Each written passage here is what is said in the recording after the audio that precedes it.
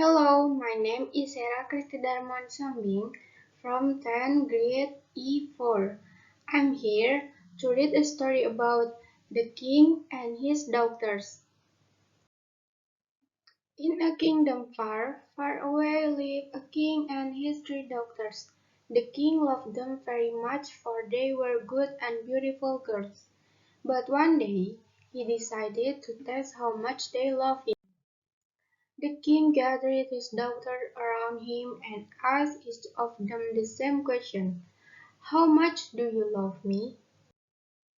Oh, father, said the eldest daughters, I love you as much as all the diamonds and all the rubies in the world and more.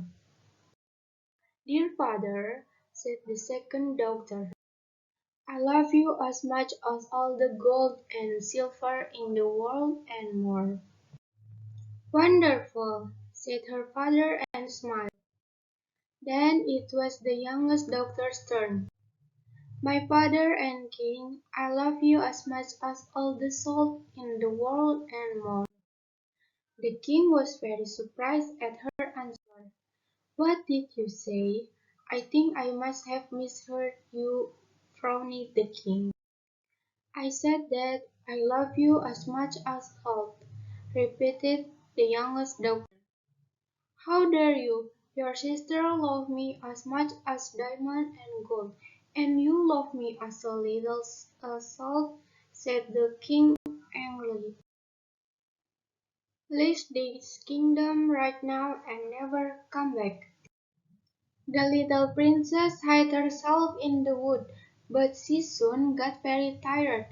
She sat on a log and started to cry. When a prince who was passing by on his steed heard her, as soon as he saw the pretty princess, the young prince fell in love with her. The prince took her to his castle and soon asked her to marry him. The young princess told him that she would only marry him if her father, the king, came to the wedding. Sadly, my father is angry with me and has told me never to return to his kingdom, she explained.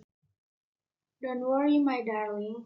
I will send him an invitation to our wedding, and when he arrives, we will teach him a lesson, said the prince, and immediately sent a wedding invitation to the king. But the clever prince didn't write that he was marrying the king's youngest daughter. So when the wedding day came, the king arrived. He sat on the banquet table in the place of the honor next to the prince.